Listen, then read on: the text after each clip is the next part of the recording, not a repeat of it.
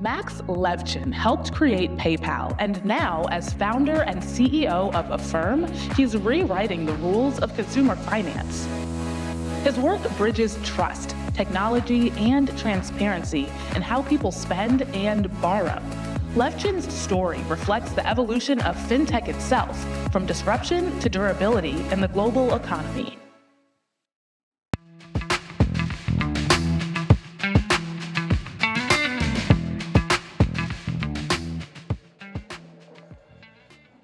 Max, thank you so much for being here today. Appreciate it. Inviting me. We're in this, we being all of us, and the country as a whole, is in this weird spot where we don't really know much about the economy because we decided to stop doing statistics for a month and a half and take some vacation. But Affirm, the company you run, does or should have a pretty good insight into the state of the consumer right now. So tell me, what is the state right now of the American consumer? So first of all, an important disclaimer. Affirm consumer is a very large group now. So it's 24 million people who transacted last quarter alone, and tens of millions of people who have transacted over the last couple of years who are still paying us back the loans that they took out. And so we have a great insight into what they're doing in terms of their shopping demand and their capacity and willingness to pay us back.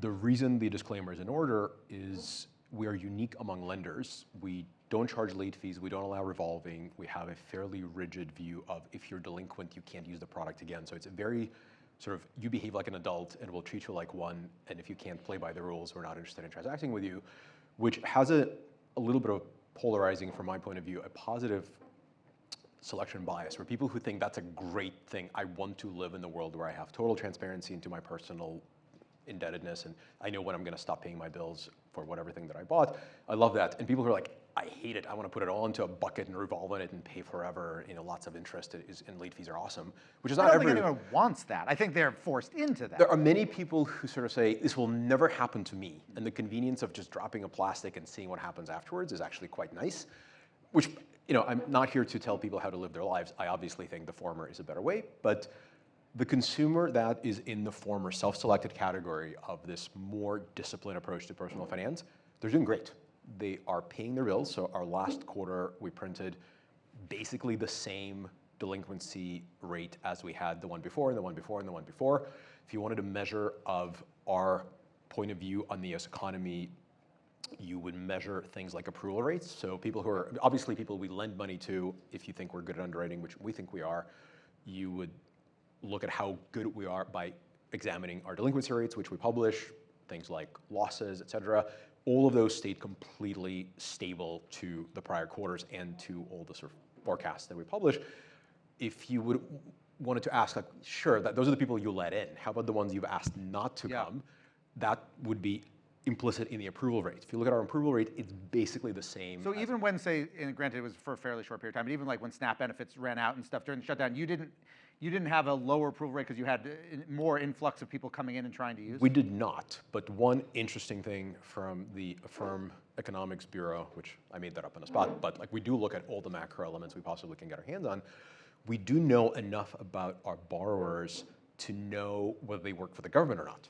And so, of course, the very first thing I did after a week of shutdown, like, all right, this thing isn't ending anytime, obviously, soon. What's going to happen to our repayment streams? And so we sampled that group of users every day.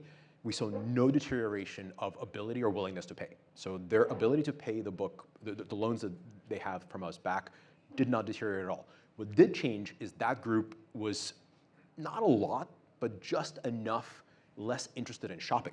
So they applied for Affirm transactions less frequently. Not a ton, like they didn't fall off a cliff, but they were clearly holding back. Were there certain things that, obviously I assume they were still buying food, were there certain things that, were there categories of things that dropped off more than others that you might know? Not enough to make it interesting, sort of across the board. And Affirm is useful in, like, the best shorthand of describing what Affirm is, it's the best way to pay for things when it matters. Like if you're considering a purchase and it's expensive or it's like just uncomfortable and you want a total transparency and no late fees and all the sort of goodness that we stand for, we are the best tool. Like by and large, you will not find a better deal anywhere. And so a lot of these people, I think, whatever they were contemplating in the world of couches or bicycles or prams for their kids, whatever it is, like, I'm going to wait until I know when this thing is over. And Interestingly enough, from what again, this is like 20 basis points. It's kind of a range of change. I think they all came back shortly after the shutdown ended. So this is not a permanent damage to the economy. And I actually talked to somebody who is a professional economist and said, I think I'm seeing this where they sort of tap the brakes and then they hit the accelerator right out. Like that's always what happens in shutdown. I mean, it's interesting. You talk about you guys try to get obviously your hands on all the macro data you can get. The shutdown again. I mean, it was the longest ever, but it was still just a short, 5-6 weeks. Does that have any long-term impact on your underwriting abilities? You hear Kevin Hassett and others say we're maybe never going to get some of this data. It's just going to be a black box for October. So majority of our underwriting decisions are very much bottoms up. So we take great pride in underwriting every transaction. So part of why we're able to run the business that we run as successfully as we have been is we underwrite every single transaction fully. It's not, there's no shortcuts, there's no skips. And so we look at everything we can. Your sort of credit data available from your credit bureau, whichever one has the best record of you, but also we'll go as far as to ask you to confirm your income, pull in your bank account data if you're willing to share it with us, so we just get a better and better picture of who you are and how you behave as a financial specimen. And because of that, we actually don't care so much about how the macro world looks. We care very much about how your personal micro world looks right now. You talk about how the Affirm consumer isn't necessarily an avatar for the average American consumer. There's some things you guys haven't done. For example, and tell me if I'm wrong about this, but I'm pretty sure I'm right about this. You don't have a deal. I can't buy my Happy Meal at McDonald's and use Affirm. I can't DoorDash, use Affirm. You can use other BNPLs. I can't use you. Why? So we don't have a integrated relationship with. But that's, I guess, my question. Is that just a commercial thing? You guys haven't worked out a deal, or is there something more philosophical about why you haven't? It's something in between. So we think that it is not our job. In fact, we take great pride in not judging. So someone's luxury is someone else's necessity and vice versa. Like many, many years ago, we had this heated debate where should we be underwriting jewelry? And like, it's luxury, like we want to help lives, jewelry is such a, and nerdy software engineers debating whether jewelry is necessary indicates that none of them have ever proposed to their girlfriends or boyfriends yet, because it very quickly becomes a necessity. And so that was silly back then. But fast forward to a conversation around like, well, somebody wants to buy $1,000 worth of nylon rope. Like, that seems like a really unnecessary luxury unless you're a climber, in which it's like an absolute necessity because it will save your life. So pretty quickly after the nylon rope debate, I said, like, we'll never debate. It could also help you end your life, but go on. That is very dark. Oh, no. Oh, God. Yeah. I was thinking more as a climber. Go on. Keep going. Good nylon rope does not rip, I understand. But I'm not a climber, and I find nylon rope to be... Your next conversation about this will be more interesting internally. Yeah. Anyway, but the best we can do in terms of deciding where we are willing to pass judgment, one of the obvious things that you can say, look, if the size of the transaction is relatively speaking really, really low, and you still need to split it up into 4 installments or 6 installments, something is going wrong. Like, we may believe that this is a perfectly repayable thing for you, but we don't understand what motivates you. And so we shouldn't do that until we have a better idea, because then we'll be able to build a better product. So at some point we said, look, paying 6 for a $30 transaction is nonsense. Like, it just does not make sense given the reality of today's American prices. Like, yeah. That said, for a lot of people, it could be the boundary condition between now and the next paycheck. We typically don't lend in the credit strata where a $30 delta is like a really, really important thing, but we definitely are open to the idea of helping everyone we can, but the product should be right. So we built this thing called Pay in 30, where you still pay the same $30, but you push it off by 30 days. That said, all of this is a little bit academic. Affirm stands for, I need to plan my couch, my bicycle. So these are not $30 transactions. They're more like $300 transactions. And so that's where we end up with a vast, vast, vast majority of our transactions. Therefore, we haven't felt the extreme need to go figure out how to be in the very low AOV. We're very open to it. We have a debit card product that switches mode in real time as you choose to be either pay now or push it off by 30 days or pay over 6 or 12 months or whatever. And that will work in McDonald's. Sure. I'm much more frequently found inside of a coffee shop than a McDonald's, but I used my Affirm card probably 8 times in the last 3 days in various coffee shops. None of those transactions were remotely touching $30 mark, but the flip side is they all settled against my bank account in real time. And so the card serves all those use cases really, really well. And we're quite happy people want to use it at McDonald's. So I asked about the state of the American consumer. The other thing you have insights into or data on is the state of the U.S. merchant. What are you seeing there right now, particularly over the last couple months? And I appreciate that that's from large merchants all the way down to small ones. The short answer will not do the justice to the situation. There are absolute winners and losers. And actually, it's not, I'm not breaking any interesting news here, mostly because a lot of these merchants are publicly traded, and you can see even the stock market reactions to their quarterly earnings are like 20% up, 20% down for a bunch of them. And there's almost no rhyme or reason to it, but it's primarily a reaction to growth. And some of the merchants we serve are super growthy. They're like doing really, really well. And some are not doing well at all. And so I think last quarter, from memory, sporting goods and outdoor sales, if I remember correctly, basically were flat year over year. I don't want to drop any names, but names in that domain are not doing well in a stock market. And by the way, they're not doing well, period. On the flip side, general merchandise, like diapers all the way to couches, great. Travel, still strong. Like every quarter now, I've been like, well, this must be the last quarter of 30% plus growth in travel. Not true. Since COVID, people have just gorging themselves in travel and doing just fine. When you guys strike a partnership deal, what's the biggest kind of underrated risk to you in kind of executing on that partnership deal with one of these merchants? We've gotten really good at starting small and growing well.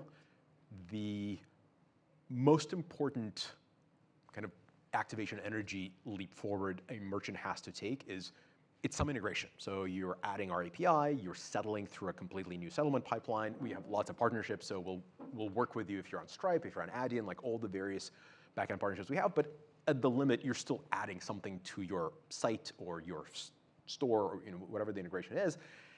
You have to believe you're going to have incremental sales. And if we don't nail the first several months of this incrementality, whatever's on the roadmap to do more, it's gonna be like, wait a second, is this working? And so this is now, fortunately, a theoretical problem. Back in the day, we would launch a merchant and be like, the last 5 had 30% pop in sales. This one isn't. What is going on? Is American consumer no longer interested in Affirm, or is this merchant screwing it up, or are we screwing it up for them? We've now, so last quarter, we had 420,000 merchants that transacted with our 24 million consumers. We've gotten very, very good at saying, on day one, you're going to have this set of products available. Here's the pop in sales you're going to see. Here's the incremental value you're going to get for every dollar you spend paying us for the privilege of accepting Affirm. And it's only going to get better from here. Every quarter, you're going to see more and more and more. And we've gotten really good at coming back and saying, all right, here's the next thing you should do. We didn't push it on day one because you didn't necessarily believe. Now that you're seeing it so incremental, you should do more. You and I were both in Vegas a couple weeks ago for Money 2020, what stays in Vegas? Sorry. I'm so sorry. We didn't really talk. I saw you walking by, and you were on your way somewhere, and I was on my way, and I thought, oh, look, there's Max. That's how I like to have my Vegas experience. Yeah. Fast and out. There it is. The big takeaway I had, or the big buzzword it seemed, was agentic commerce, right? That seemed to be what everybody was talking about there, which is this idea that we will not shop the way we, will not sit there and say, okay, I want this and this size and this color. I will ask an agent to purchase things for me. What to you, for starters, do you see that as the future, that we are not going to, obviously we always shop differently, but that a lot of our purchasing is going to get done by a bot? So I think it's very dangerous to declare agentic commerce this monolithic thing that's just going to happen. I think in the future, the robots will be in our heads and they'll know exactly what makes us tick and therefore will conduct these purchases for us. But we're pretty far from brain plugs, modulo, some early experiments. And shopping is fairly differentiated. So we have agentic commerce today. It's called Instacart. I tell Instacart, go buy me last week's order. I don't remember what was in it, everything, but I know it had bananas and I need bananas. And so it's great, bananas are gonna show up. And so that's pretty agentic, and it'll be more and more automated. And like the big leap forward in agentic commerce for bananas is gonna be, do not text me asking me if it's okay to buy green bananas because the yellow ones aren't available. Like, no, I don't actually want bananas I need to gnaw at. But if you need to charge me for organic ones, that's okay too. And so agents will just know. I mean, but it goes even beyond that, right? There's some new product at the supermarket. You know what? I think Max would like this. So all of that is like value for money. The equation works today. Like, I'm completely okay when I'm a rabid consumer of all kinds of food delivery services, having 2 teenagers, that need to be fed. So whenever there's like a random, like, here's a protein bar you might want to try, I'm like, hooray. Like, half the time That's it's like, my point, but that's asking you, there's a protein bar. Do you feel we're going to get to the point where you open your door and there's a box of protein bars because your bot thinks, I kind of know what he and his kids like to eat, and these came out, these are good. They're within his budget? within the sponsorships and advertising programs that merchants are willing to toss in. Like, I think very few agentic commerce providers are going to be like, cool, Max has the certain set of tastes, and I have a couple $100s to burn to find out how right I am about his taste. So I think we're within some normal financial limits of that. On the other side of agentic commerce opportunity is this high feature, low SKU thing, which is like the canonical problem is I'm buying a TV. I need an 85-inch TV. I watch Tour de France, but most people watch Super Bowl. And so I need Super Bowl, and I want it not pixelated. And like, I really care about quality of video, so HDMI 2 is the only thing that can do. That's about as far as I know. And there's like 55 other features. And I know that I'll go with Sony or Samsung or LG. And talking to a bot is infinitely smarter and better than talking to a salesperson and fill in your favorite big box store, because they don't actually know the difference between HDMI 1.7 and 2.0. And that's already here, and it's available right now. Now, do I care if at the very end of this, the bot says, cool, the interview is conducted, I'm going to go buy this TV for you? Like, I may be old enough where like, I kind of want that button pressed to be mine. But it's completely plausible that someone my son's age would be like, I don't need to press no buttons, let's just go buy the TV we talked about. Do you think, and some people raised, and then other people push back, that the chargeback issue becomes a thing? So if you don't have to push the button, they buy the TV, you get it, it's not really the TV you want. Whose problem is it? That's a great question. And for Affirm, whose problem? I mean, that would be part of your problem. I'll see that, and I'll raise you on it in 1 second. So the third category, which is actually the largest category of all shopping, by the way, is the one that's primarily based on taste. So you have infinite SKUs for all intents and purposes, and the only thing that governs your decision is what do you feel like? So I encourage everybody, so Etsy is fully integrated on ChatGPT right now. You can shop to your heart's content using instant checkout ChatGPT. It's pretty cool, it actually works pretty well. Type in, I want an ironic t-shirt from Etsy. Whatever you think is ironic is not actually ironic. In ChatGPT's eyes and vice versa. And so this is an infinite rabbit hole, like, but I thought it would find me a funny t-shirt. Like, no, it won't, because it does not actually have your taste figured out. So that is the single largest thing, and this is, the ironic t-shirt thing is kind of a silly proxy, but like, those of you who look at fashion or shop for fashion, majority of that is this sort of mental calculus of like, that looks beautiful, but on her, not on me, how will it hang off of my figure? Like, oh, like a lot of that is entertainment and taste making and taste forming. We're pretty far in our ability to imbue LLMs with all of that. So that group of shopping decisions, I'm pretty sure like my Instagram ads are safe. Like they're not gonna go anytime soon, because that's how I learn about the stuff that I primarily buy bicycle related things and coffee related things 99% of the time. And I get best ideas from Instagram looking at kind of interesting things floating by. I don't think I'm gonna be all that interested in just buy me a thing for my bike, go agent. Like I really care, like I want that to be my decision. So that's sort of that's a brief overview of agentic shopping as I see it right now.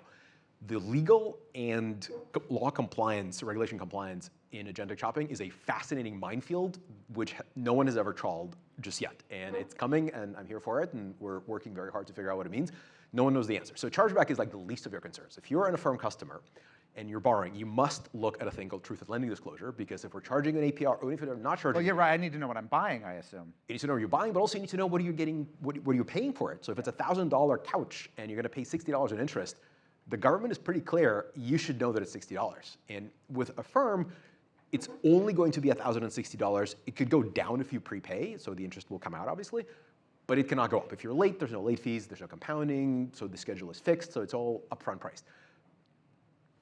Even if it's just as simple as that, you're still required to say, I agree to this loan contract. Can you give your agent the right to say yes to that contract? And we right now let agents, and I use that as a term, like they can pay our bills, right? And I don't know how many watts I used on my electric bill, but that gets paid automatically every month. I've let my bank as the agent in that case. Exactly, and so there are some legal precedents and some lawsuits that have happened in the past to set those legal precedents. We have seen, in my current knowledge, 0 lawsuits related to my agent screwed me, of the flavor of the class action lawsuit. Our agent got it all wrong, and I didn't mean to buy this couch, and it's now in my house, and the merchant won't take it back because it's saying like no chargebacks, no takesy backsies, is coming. And when it happens, we'll find out a lot about how this works. There have been plenty of legal challenges around all kinds of fun things, including very famously a case of a certain lady in Florida that gambled using her MasterCard only to say, actually, I didn't realize I could lose the money, and MasterCard had to eat it, and now that is why you cannot buy chips in Vegas on your credit card. Yeah, there you go. So you didn't use your Affirm card to buy chips? I did not. Debit Well, card, first of all, we're on Visa, so but it applies to Visa too.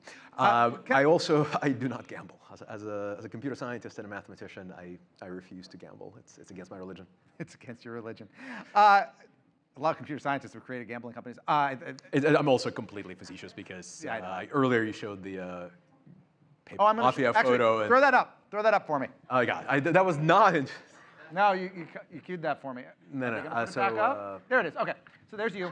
There's me gambling. I'm going to ask you the same question I asked Roloff. All the people here, whose post-PayPal life has surprised you the most?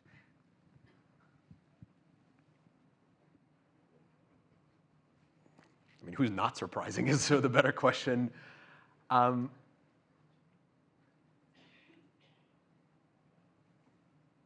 don't know. I feel like the vast majority of the people on the screen have done something worth talking about, and it's pretty cool.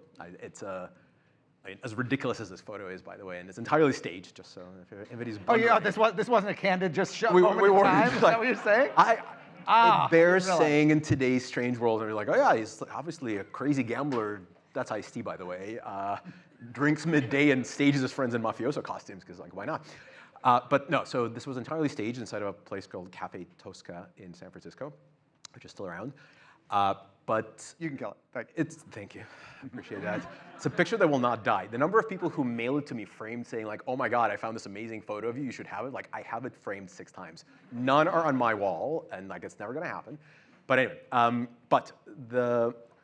it's a really, really cool club to be a part of. Like I take great pride in, independent of any disagreements or extreme alignments on any domain, political, financial, investment, et cetera. Hey, actually, I just want to end with this, and I was going to ask a couple other firm things, but we're running short on time, so I'm curious. You say political.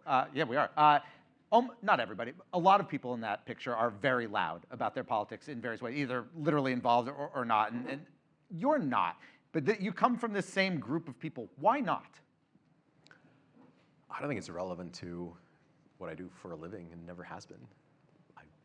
I take great pride in knowing exactly where the private and public line exists, and I try to make up for the lack of exposure of my private life by having a sparkling personality in my public life, but no one has to know how I voted.